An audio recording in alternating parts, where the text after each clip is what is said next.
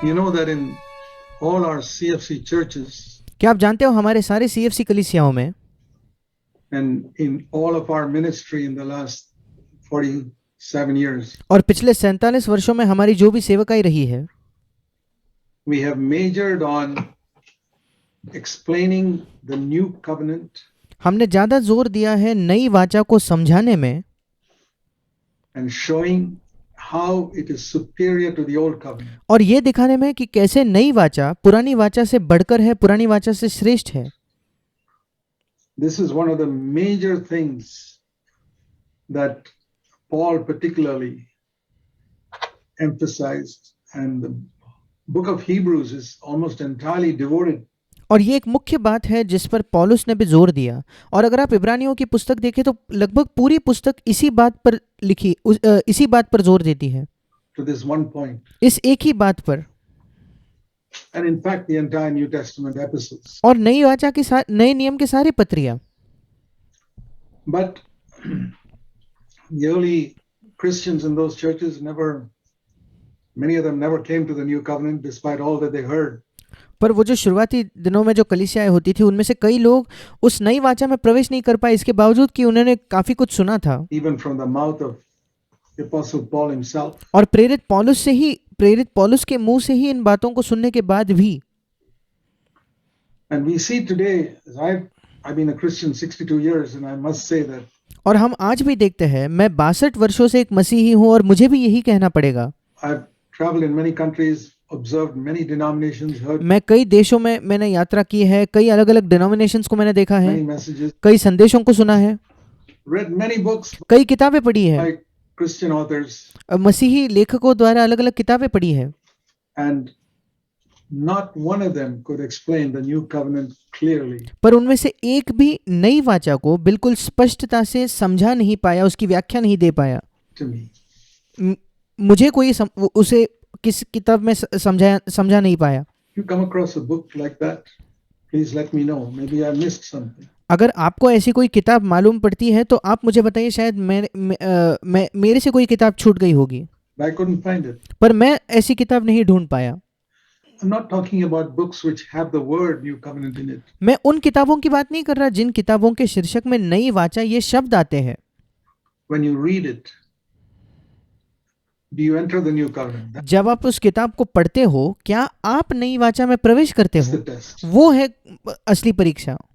Not a lot of people speak about the new covenant. कई लोग नई वाचा के बारे में बात करते हैं, A lot of people, कई लोग, but they never lead a person into it. पर वो कभी एक व्यक्ति को नई वाचा में ले नहीं जाते। They never explain what it means. वे कभी उसको समझाते नहीं कि उसका मतलब क्या They है। never explain what's the difference. For example, वो कभी पुरानी वाचा नई वाचा का अंतर नहीं बताते। उदाहरण के तौर पर I've hardly ever, almost never मैंने शायद ही कभी, लगभग कभी भी मैंने नहीं सुना heard anyone say that the first promise in the New Testament is Matthew 1:21. मैंने कभी किसी को ये कहते हुए नहीं सुना है कि नए नियम में, नई वाचा में जो पहली प्रतिज्ञा है, पहला वायदा है, वो है मत्ती रचित सुसमाचार पहला अध्याय 21 वचन।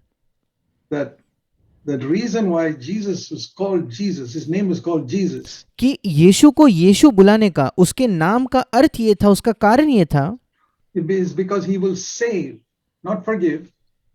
He will save his people from their sin. क्योंकि वो अपने लोगों को अपने पापों से उद्धार उनका करेगा, उद्धार करेगा, क्षमा करेगा ऐसा नहीं, बल्कि उनका उद्धार करेगा। And I've almost never, not almost never, I have never और मैंने लगभग कभी नहीं, और कभी नहीं, मैंने आज तक कभी भी नहीं heard anyone explain the difference between that and Psalm 103. मैंने कभी किसी को इस वचन में और भजन 103 में जो अंतर है वो किसी को समझाते हुए नहीं देखा है, Where it says, David says, all my sins are forgiven. जहां दाऊद कहता है कि मेरे सारे पाप क्षमा हुए हैं।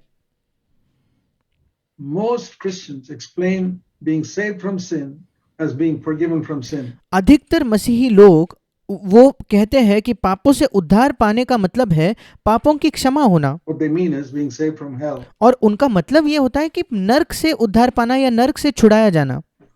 I'll tell you quite honestly, पर मैं आपको बड़ी ईमानदारी से बताना चाहता हूँ, deep down from my heart, I'll tell you this. मेरे हृदय के गहराई से मैं आपको ये बताना चाहता हूँ, I am not interested in being saved from hell. मुझे कोई दिलचस्पी नहीं है नर्क से छुड़ाए जाने में, नर्क से बचाए जाने में। I'm not interested in going to heaven. मुझे स्वर्ग में जाने में कोई दिलचस्पी नहीं है। I was in my backslidden days. जब मैं पीछे फिसला हुआ था उन दिनों में मैं उस स्वर्ग में जाने में दिलचस्पी रखता था। When a backslidden means when I never understood the new covenant. और जब मैं कहता हूँ पीछे फिसला हुआ, मेरा मतलब है कि जब मैंने नई वाचा को समझा ही नहीं था।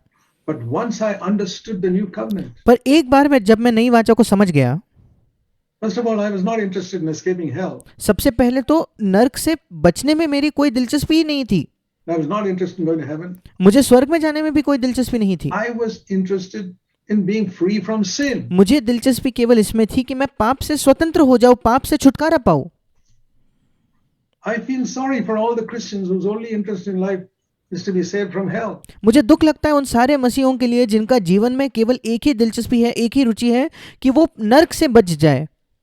I hope none of you, after hearing the truth for so many years, are only interested in escaping hell. मैं आशा करता हूं कि आप में से कई जिन्होंने कई वर्षों से सत्य सुना है, आपकी दिलचस्पी केवल नर्क से बचने में नहीं होगी। Then I would say you understood nothing of the new covenant. फिर मैं कहूंगा कि नई वाचा के बारे में आप बिल्कुल कुछ भी नहीं समझे हो। Once you understand the new covenant, you're not interested in escaping hell, you're interested in avoiding sin. एक बार आप नई वाचा को समझ जाते हो, फिर नर्क से बचने में या नर्क से छुटकारा पाने में आपको कोई दिलचस्पी नहीं होती, बल्कि पाप से दूर रहने में आपकी पूरी दिलचस्पी होती है। And escaping from the power of sin. और पाप की जो सामर्थ है उससे बचने में आपकी दिलचस्पी होती है। And I'm not also interested now in going to heaven. और अब मुझे स्वर्ग जाने में भी कोई दिलचस्पी नहीं है। Yes, I'm interested in being with Jesus. हाँ, मैं यीशु के साथ रहने में, यीशु के साथ होना चाहता हूँ, उसमें मेरी दिलचस्पी है। All these things happen when you come into the new covenant, and that's the test whether you, my brother, sister, have entered the new covenant. ये सारी चीजें आपके जीवन में सच हो जाएंगी अगर आप नई वाचा में प्रवेश करोगे तो। और आपके लिए मेरे भाई, मेरे बहन, यही परीक्षा है कि यदि आपने नई वाचा में प्रवेश किया है या नहीं। Are you more interested in being with Jesus or going to heaven? क्या आपको ज्यादा दिलचस्पी है यीशु के साथ होने में या स्वर्ग जाने में? Be honest. ईमानदार बनिए। Are you more interested in escaping hell or in overcoming sin now? क्या आप नर्क से छुटकारा पाना चाहते हो या आज, अब पाप से छुटकारा पाना चाहते हो, पाप से बचना चाहते हो? That's the test. वो है परीक्षा। So I've seen that not only other churches, many brothers and sisters in our own CFC churches. और मैंने देखा है ना केवल दूसरी कलीसियाओं के भाई बहन, कई भाई बहन जो हमारे CFC कलीसियाओं में हैं, have not understood the new covenant properly. उन्होंने भी नई वाचा को सही से नहीं समझा है। The proof of it is they get angry, उसका सबूत ये है कि वे गुस्सा हो जाते हैं, they lust वे लालसा करते हैं with their eyes and their thoughts. उनके आंखों से और उनके विचारों में। There's not peace in their home. उनके घर में शांति नहीं होती। They fight and quarrel with each other as husband and wife. वे एक दूसरे से झगड़ा करते हैं, पति पत्नी एक दूसरे से झगड़ा करते हैं। What new covenant is that? फिर ये कौन सी नई वाचा हुई? That's the old covenant. वो तो पुरानी वाचा है। Pharisees, married people fought with each other. और जो फरीसी लोग थे उनके जब विवाह होते थे तो वो एक दूसरे से लड़ा करते थे। But they went to the synagogue regularly. They पर वे नियमित तौर पर सिनेगॉग, आराधनालयों में जाते थे। sang and they clapped and they shouted and did all that. वे गीत गाते थे, ताली बजाते थे, चिल्लाते थे, वो सब कुछ किया करते थे। It's very, very important. If you have missed the new covenant ये बहुत बहुत महत्वपूर्ण है। अगर आप नई वाचा से चूक गए हो in your earthly life, आपके इस पृथ्वी के जीवन में, I want to say you're going to regret for all eternity. मैं आपको बताना चाहता हूं पूरे अनंत काल में आप पछतावा रखोगे, आप खेद करोगे। Not for 1 or 2 years. 1-2 साल के लिए नहीं, You will regret all eternity पूरे अनंत काल में आपको एक अफसोस होगा, एक पछतावा होगा that in the one life God gave you on earth, कि वो एक जीवन जो परमेश्वर ने आपको इस पृथ्वी पर दिया, you did not enter into what Jesus shed his blood and died. आपने उसमें प्रवेश नहीं किया जिसके लिए यीशु मसीह ने अपना लहू बहाया और जिसके लिए यीशु मसीह ने मौत सही To purchase for you and me. और उसने मृत्यु सही ताकि वो आपके लिए और मेरे लिए उसको खरीद ले। I don't want to have that regret मैं ऐसा पछतावा नहीं चाहता when I go to heaven. जब मैं स्वर्ग जाऊं। I don't want to go to heaven and feel so sad that मुझे स्वर्ग जाके बहुत बुरा नहीं महसूस करना है, अफसोस नहीं महसूस करना है when I look at the love of Jesus he had for me. कि जब मैं देखूंगा यीशु का क्या ही प्रेम था मेरे प्रति। Not talking about reward. Let me tell you, that's another thing. मैं प्रतिफल की बात नहीं कर रहा, ये एक और बात है। I am not looking forward to any reward in heaven. मैं आगे स्वर्ग में मुझे कोई प्रतिफल मिलेगा इसकी बिल्कुल चाहत नहीं रखता, उसके लिए मेरी लालसा नहीं है। I am longing to be with Jesus, period. मेरी लालसा है कि मैं यीशु के साथ रहूं, बस उतना ही, That's all. बस उतना ही। Jesus plus nothing. यीशु उसके साथ कुछ नहीं, That's enough for me for all eternity. वो मेरे लिए पर्याप्त है, पूरे अनंत काल के लिए पर्याप्त है।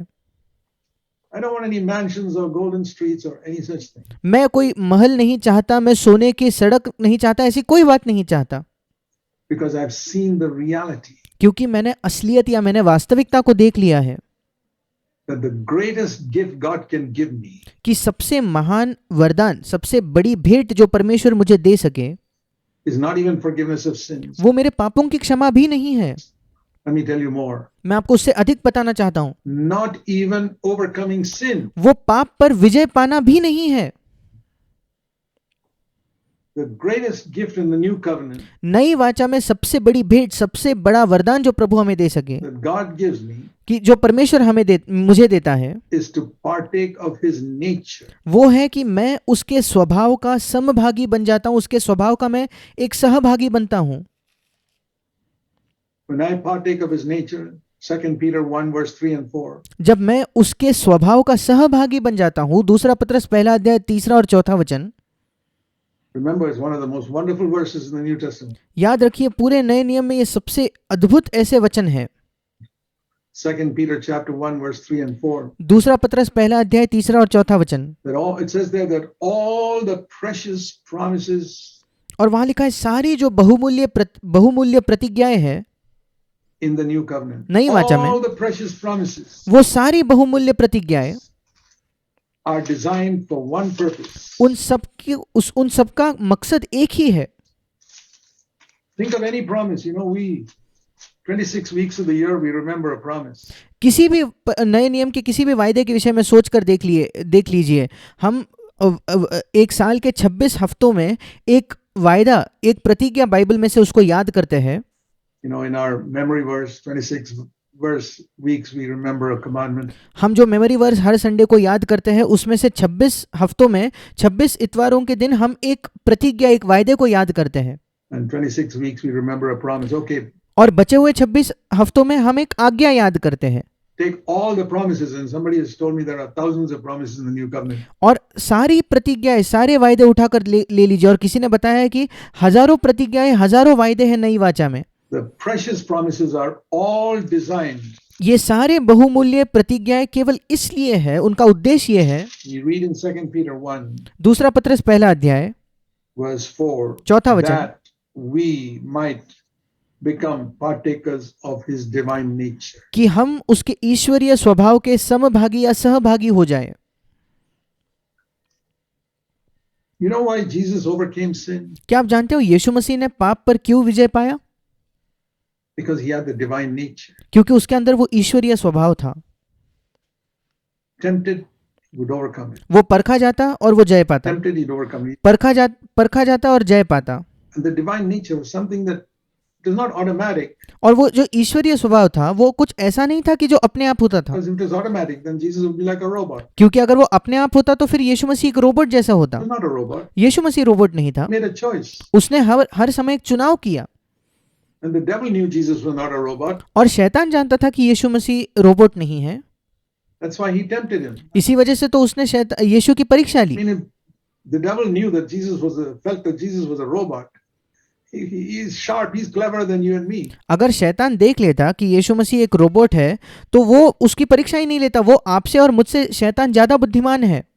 You can't tempt a robot to do something. It's programmed to do something. आप किसी रोबोट को प्रलोभित नहीं कर सकते, उसको परीक्षा में नहीं डाल सकते कुछ करने के लिए, क्योंकि उसके अंदर एक प्रोग्राम होता है, उसको एक तरीके से ही काम करना है। And if Jesus was programmed to do the right thing, there's no temptation. और अगर यीशु मसीह के अंदर ऐसी कोई प्रोग्रामिंग होती कि वो हर समय सही काम ही करता तो फिर कोई प्रलोभन ही नहीं होता। But he was tempted exactly like you and me, it says. पर ऐसा लिखा है कि वो बिल्कुल आपके और मेरे जैसा परखा गया, But he had divine nature. पर उसके अंदर एक दिव्य, एक ईश्वरीय स्वभाव था. He wasn't just all the time just trying to think good thoughts and trying to speak good words. वो हमेशा कड़ी ऐसी कोशिश नहीं कर रहा था कि मैं कैसे अच्छे शब्द कहूँ, कैसे मैं अच्छे विचार करूँ. No, नहीं, nature. स्वभाव. And I praise the Lord that is what God wants me to partake of. और मैं परमेश्वर की स्तुति देता हूँ कि यही है जो परमेश्वर चाहता है, जिसका मैं सहभागी बन जाऊँ. Yeah, you know the difference between a snake, whose nature is to sting and hurt, क्या आप जानते हो, एक सांप का स्वभाव ही होता है डसना और चोट पहुंचाना, and a dove that's so peaceful और एक कबूतर जो बिल्कुल शांतिपूर्ण होता है and calm. और बहुत ही शांत होता है. It's nature. वो स्वभाव है.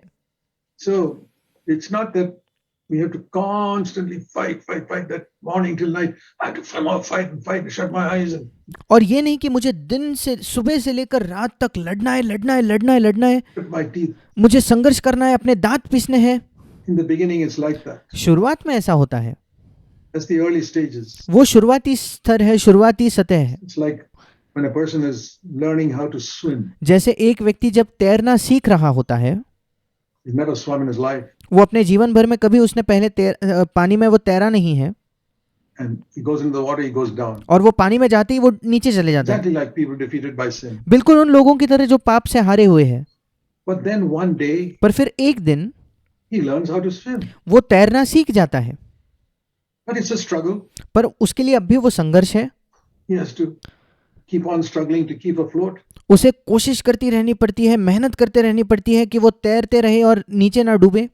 And then I've seen some expert swimmers, और फिर मैंने कुछ कुशल तैरने वालों को देखा है, swimmers, who sometimes I see them just lying on their back और मैं देखता हूं कि वो अपने पीठ के बल मानो लेटे हुए हैं पानी पर, on the water, as if almost doing nothing, और पानी पर वो ऐसे लेटे होते कि ऐसा लगता है कि वो कुछ नहीं कर रहे, relaxing, and वो बिल्कुल आराम से लेटे हैं they don't drown. और वो डूबते नहीं हैं. They may be moving out their feet and hands a little bit, but you वो थोड़ा बहुत उनके हाथ और पैर हिलाते हैं, hardly see it. पर वो आपको दिखता भी नहीं. They have come to an overcome. It looks as if they've overcome gravity. वो एक जयवंत स्तर तक पहुंच गए हैं. ऐसा दिखता है मानो गुरुत्वाकर्षण पर उन्होंने जय पा ली है. They've learned how to swim वे तैरना सीख गए हैं effortlessly, बिना किसी कोशिश किए, without an effort. And that is true victory over sin. बिना किसी कोशिश किए, बिना जोर लगाए, और ये है वास्तविक पाप पर विजय. Not where I have to constantly struggle. ये नहीं जहां मुझे निरंतर संघर्ष करना है. नहीं. Partaking of the divine nature. ईश्वरीय स्वभाव का सहभागी होना.